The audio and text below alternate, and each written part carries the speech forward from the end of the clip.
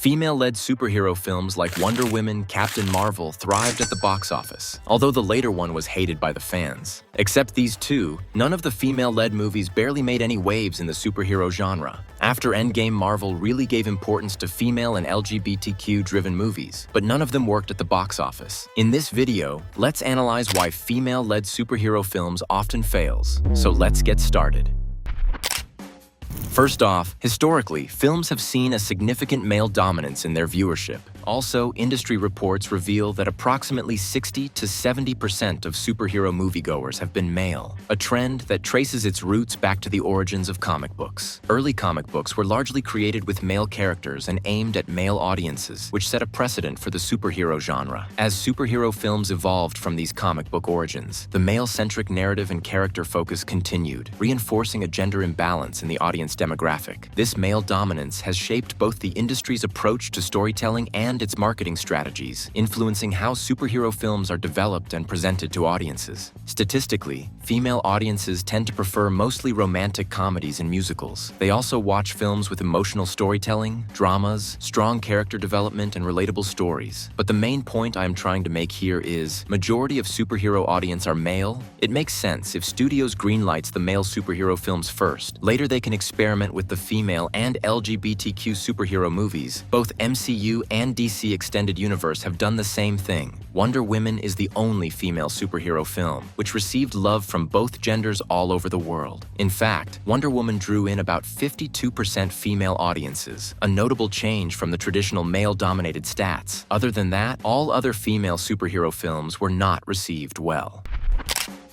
Empowerment is the name of the game, but sometimes it feels like these films are shoving it down our throats with all the subtlety of a sledgehammer. The Marvels, Birds of Prey, Madam Web, and Captain Marvel all serve up hefty portions of "you go, girl," but sometimes at the expense of, a compelling story. Now don't get me wrong, I'm all for some girl power, but when the message is delivered with all the finesse of a bad pickup line, it can start to feel a bit forced. To be honest, audience doesn't give a shit whether it's a male or female superhero film. What matters most is that the film should entertain you. The main agenda of making films should be to entertain. That's it. And let's be real. Sometimes it feels like these films are more interested in making a statement than telling a good story. We've got plenty of real-life lectures, thank you very much. We come to movies for the good storytelling, the thrills, and maybe even a little eye candy. Not to be bludgeoned over the head with a message that's about as subtle as a brick.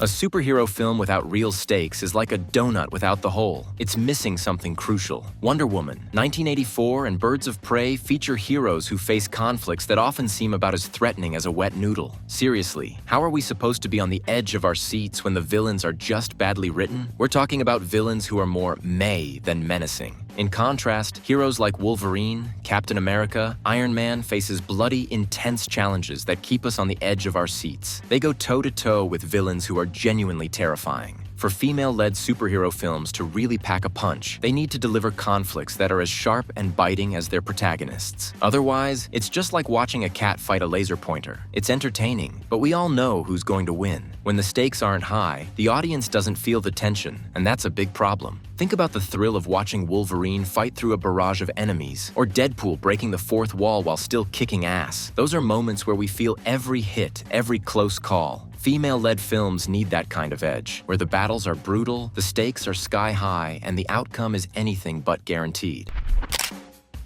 There is genuinely superhero genre fatigue among audiences. In the past 15 years, superhero films have ruled the box office, and now there is real fatigue among audiences as they know every pulse of the genre. At first, our hero's life will be full of happiness and happening. Then something serious happens. A villain emerges who will be stronger than hero. At the end, no matter what, our heroes definitely win. This has become a superhero film formula. Even Deadpool and Wolverine followed this. It's hard for any film to stand out when the market is flooded with similar content. Audience fatigue sets in, and it's harder to make a splash in a pool where everyone's already been splashing around. Studios like Marvel should really try something new rather than going back to make money through nostalgia. What's needed is innovation, something that can cut through the noise and make people sit up and take notice. Maybe it's a new style, a different kind of narrative, or even a genre blend that we haven't seen before. The superhero genre has to evolve, or it risks going the way of the Western, fondly remembered but largely extinct. Studios, eager to replicate the success of male-led superhero franchises, often impose constraints that can limit the depth and authenticity of female characters. This can lead to compromises where filmmakers are pressured to conform to established formulas, prioritizing marketable elements like action sequences or franchise tie-ins over nuanced storytelling. As a result, female superheroes may be depicted in ways that reinforce stereotypes, such as being overly sexualized or simplified to fit into a broader cinematic universe. These constraints can dilute the film's focus, making it feel more like a calculated product than a genuine exploration of female empowerment. Additionally, the fear of financial risk often pushes studios to avoid bold narratives, leading to films that lack innovation and fail to resonate deeply with audiences seeking more authentic representations. While commercial success is crucial, it's essential for studios to balance this with creative freedom, allowing female superhero films to break new ground and offer fresh perspectives. Only then can these films fully realize their potential to empower and inspire audiences on a meaningful level. Superhero films often come with massive expectations, driven by marketing campaigns that promise something truly epic. Studios know how to build hype, but when the movie doesn't quite match up, the disappointment is real. Captain Marvel is a great example. It made a lot of money, but for many fans, it didn't live up to the high hopes. It's like being promised an unforgettable fireworks show and getting a couple of sparklers instead. This isn't just a one-time thing. Films like Madam Web and Birds of Prey also came with big expectations, but fell short in delivering the excitement that was promised. When a movie is billed as a game changer, people naturally expect something special. But when the final product doesn't match the hype, it's like showing up to a much anticipated party and finding out it's just a small gathering with nothing special going on. That kind of letdown can really hurt a franchise. The lesson here is pretty clear. You've got to set realistic expectations and then follow through. If a film promises something groundbreaking, it needs to actually deliver. Otherwise, audiences start feeling like they've been sold the same old thing in a shiny new package. When that happens too often, people stop getting excited, and that's the last thing any franchise wants.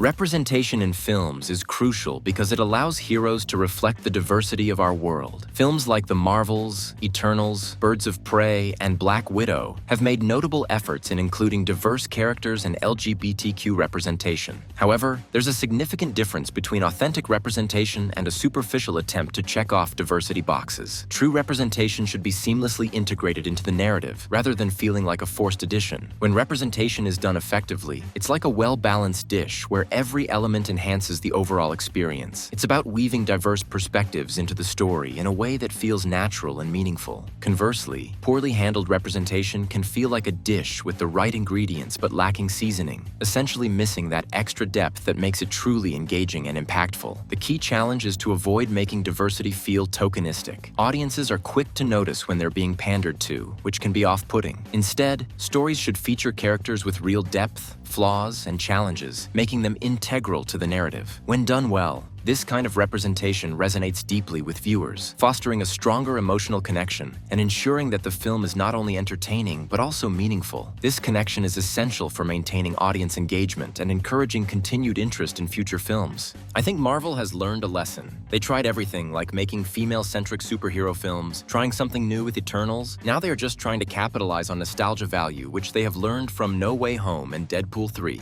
With the return of RDJ as Dr. Doom, it is confirmed. Now, what do you think about female-driven superhero films and their future? Comment down. Thanks for watching.